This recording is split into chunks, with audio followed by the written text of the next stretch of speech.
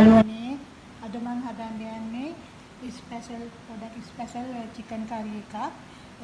මම ඔයාලට ඒක පෙන්නන්නම්. ඔයාලත් කැමති නම් මේ හදලා බලන්න. මේ තියෙන්නේ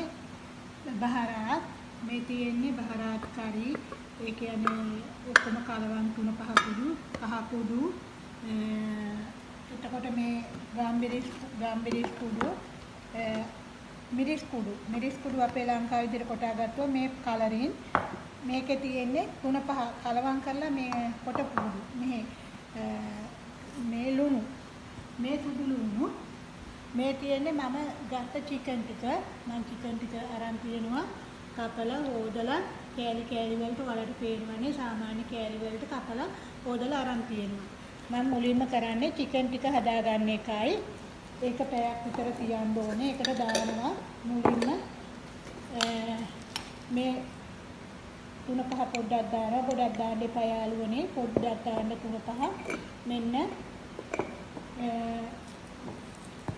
භාගයක් විතර හැඳි භාගයක් විතර මිරිස් කුඩු හැඳි කාලක් විතර අපේ ගෙවල් වල ගොඩාක් සැරකන්නේ. ඒ හින්දා එහෙම දාන්නේ. ගම්මිරිස් කුඩු කාලක් විතර ඊට අමතරව කහ කුඩු පොඩ්ඩක් කාලක් විතර කහ කුඩු දාගන්න උන්න දාගත්තා 3-5 කුඩු බහරාත් කරි කියන්නේ කුවෙට් එකේ ඒවා හැඳි භාගයක් මොන්නේ භාගයකට අඩු ප්‍රමාණයක් දාගන්න කලරින්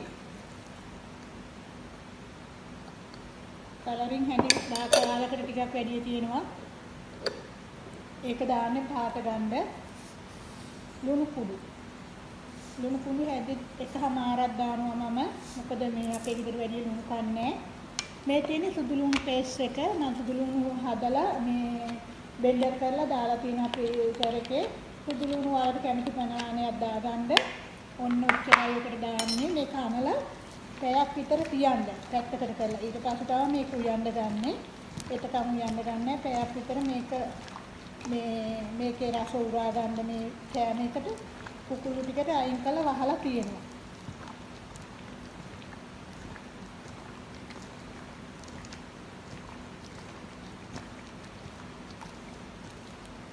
මෙන්න මෙහෙම වහලා මෙහෙම කුකුළු ටික මේ හොදලා මේ අඩු වැඩිය දාලා මේ වගේ මේ මෙස් කරලා හක්කලා වහලා තියෙන පැයක් විතර.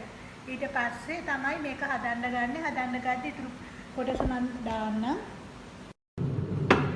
මෙන්න යාළුවනේ මම දැන් ඒක හදාගන්න යන්නේ මේ මස් එක ඉස්සෙල්ලම තෙල් චුට්ටක් දාලා මස් එක තැම්බෙන්න අරිනවා. ඊට පස්සේ මස් ටික අයින් කරගන්න ඕනේ. ඔන්න තෙල් ටිකක් දාගත්තා මම. මෙන්න මම මස් ටික දාගන්නවා. ඔන්න මම මස් ටික දාගත්තා.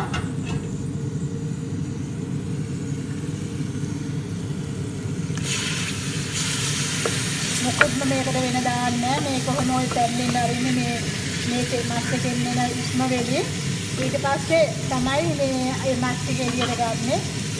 මෙන්න යාළුවනේ මම මේකට අවශ්‍ය දේවල් ලං කරගත්තා. මොකද එහෙම මට වීඩියෝ කරන්න අමාරු හින්දා මේ ලුණු කපලා තියෙනවා. සාමාන්‍ය ලුණු පොඩි දෙකක් ඇපුවේ. මේ තක්කාලි ගෙඩි 3ක් ඇපුවා. චූටියට මේ රෝප් මම රෝප් ගෙදර හදනවා. රෝප් ගෙදර හදන හින්දා මම මේ රෝප් කෝප්ප දෙකක් ගත්තා. මේ තියෙන සුදු ලුණු වෙඟුරු පෙස්ට් එක මේක මේ ඇවිල්ලා 3-5 කුඩු අර ඔයාලට පෙන්නපු මස් එකට දාපු යම තමා ඒකෙන් ගත්ත ලුණු පැන්දක් දැම්මා. මේ තියෙන්නේ කෙචප් මයොනයිස් මේ කෙචප් මයොනයිස් නෙමේ කෙචප් සුමිත්‍රා කියලා තියෙන්නේ මේ දක්කුස් වර්ගය කට දැවිල්ල අන්න ඒකෙන් දාලා තියෙනවා පිට්ටන හැඳි භාගයක් කෙචප් හැඳි 3ක් දාලා තියෙනවා. මේ තියෙන්නේ මේ මැජුම් පේස්ට් එකක් මේ මැජුම් ටොමාට් මේ පේස්ට් එකක් තක්කාලි පේස්ට් එකක් මේ තියෙන්නේ පේස්ට් කිරි එකක් මේ තියෙන්නේ අර ක්‍රේම හම්බරගේ KDD ඒක මේ ටික තමයි මේ කරි එක හදාගන්න අවශ්‍ය. මම මේ ටික හදලා ඔයගොල්ලන්ට පෙන්නන්නම්. මේ එහෙනම් යාළුවනේ බලලා මගේ වීඩියෝ හොඳයි නම් මම ෆලෝ කරන්න ලයික් කරන්න, සබ්ස්ක්‍රයිබ් කරන්න. ගොඩාක් ස්තුතියි ඔයාලට. මෙන්න මම ඒකට ලුණු ටික දාලා බැදෙන්න ඇරියා. ඒක රන්නම් පාට වෙන්න බැදෙන්න ඕනේ. මෙන්න මෙහෙම පොඩ්ඩක් බැදෙද්දි මෙන්න සුදු ලුණු ටික දාගත්තා මම.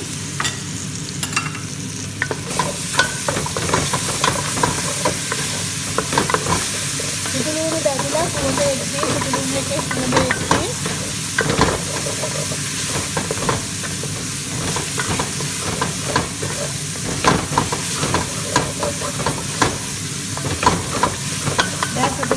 සුවඳ එනවා.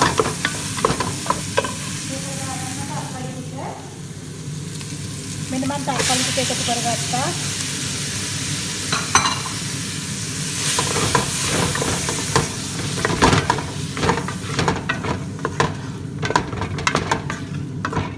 දැන් ටික වෙලාවක් තක්කලි ටික හොඳට තැම්බෙන්න වහලා තියන්න. මෙන්න යාළුවනේ දැන් තක්කාලි එක තැම්බිලා විනාඩි 5ක් විතර මම තඹ ගත්තා. ඔන්න මේ තක්කාලි එක හොඳට පොඩි වෙනවා. අර බහරාච්චි එකට මම එකතු කරගත්තා. බහරාච්චි දාගත්තා. ඔන්න ඒකට මම දැන් රෝප් එක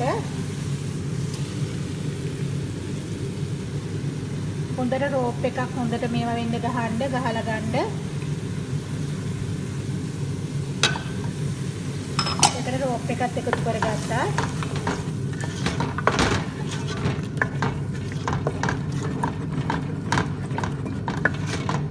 මේකට මම එකතු කරගන්නවා තක්කලි පේස්ට් ටිකක්. මේකට පාට එන්න.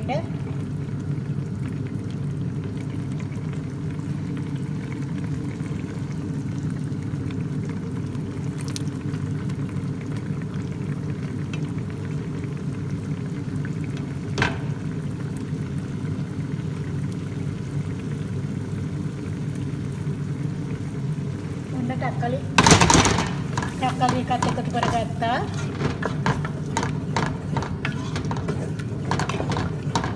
දැන් මේකට මම එකතු කරගන්නවා මේ තක්කලි සෝස් කෙචප් කියන්නේ ඒකයි සුමෙත්‍රායි.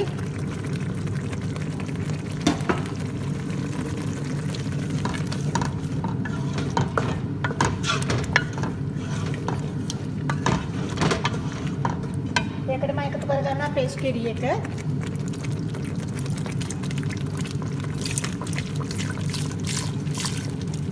ඒකට මම පේස්ට් කිරි එකත් එකතු කරගත්තා.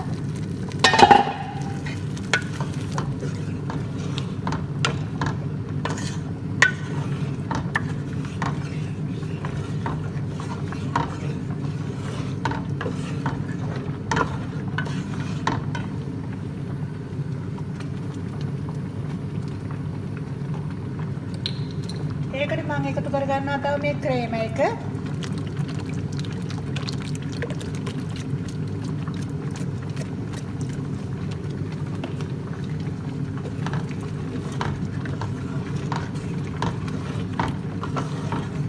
ඔන්න යාළුවනේ මම දැන් මේ කරි එක හදාගත්තා. මේක හරි රසවත්. ඔයාලගේ ගෙදර අමුත් එක්ක එනවා නම් එහෙම ඒ වගේ කෑම මේසෙට පිළිවෙල කරන්න ලංකාවේ වුණත් පිට රටක වුණත් හරි රසවත් කෑම සාදේකදී මම අපේ ගෙදර පාටියක් තියෙද්දි එහෙම මේක හදනවා. දැන් මම මේකට අර චිකන් ටික එකතු කරගන්නවා. මම චිකන් ටිකත් එකතු කරගත්තා. දැන් මේක පැයක් මදගින්නේ පැයක් තියන්න. ඊට පස්සේ මම මේකේ ෆොටෝ එකක් දාන්නම්. මේ පැයක් මදගින්න තියලා පුරා ගන්න. එතකොට මේක හරි. මෙන්න මම බත් එකට වතුර තිබ්බා නිකම් වතුර. මේකට තියෙනවා මේ කුරුඳු පොටු කෑල්ලක්, එන්සල් ඇට 6-7ක්, කරාබු නැටි 6-7ක්, බේලියක් පොචුට්ටක්. ඔක දැම්මා ලුණු දානවා දැන් ඕකට. ඔයාලට අවශ්‍ය ප්‍රමාණයට ලුණු දාගන්න බත් එකට. මෙන්න යාළුවනේ මම බත් එක තම්බලා පෙරාගෙන දාගත්තා. මේ අර ඔයාලා බත් එක තම්බ ගද්දී අර දාපු 3-5 ඔක්කොම ගන්න මේ මොකක් හරි කිරි ගොට්ටකින් වගේ එකකින්. මෙන්න මේකට මම දැම්ම බටර් ටිකක් උඩින් බත් එක තෙල් වෙලා බටර් ටිකක් දැම්ම තෙල් පොඩ්ඩකුත් දාගන්න. මොකද මේ මිනිස්සු තෙල් කන්න කැමති. ඔයාලට එපා නම් එහෙම දාන්න අවශ්‍ය නැහැ. මේකට කලරින් જાති දෙකක් දානවා. කලරින් જાති දෙකක් දානවා. මේ බත් එක පාට ගන්න ලස්සනට සරස ගන්න ඕන හින්දායි මම එහෙම දෙකක් ගන්නෙ. නැත්තම් මේකට කලරින් එහෙම එක જાතියක් ගෙදරකට වගේ කන්න එහෙම න හොඳයි. අර පාටි එකට වගේ නම් කලරින් જાති දෙකම දැම්මට කමක් නැහැ. එතකොට ලස්සනට හිටිනවා ඒක.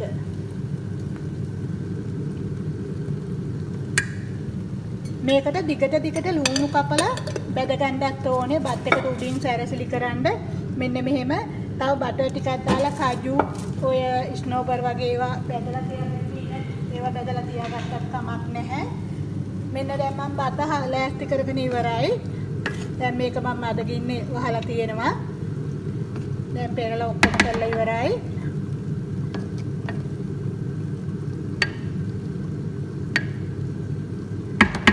දැන් මගේ බතත් හරි. හොද්දත් හරි. දැන් තියෙන්නේ මේසට යවන්න තව පොඩි වෙලාවකින්. මේ තමයි මගේ හොද්ද. මගේ ඉතින් කරේ එක.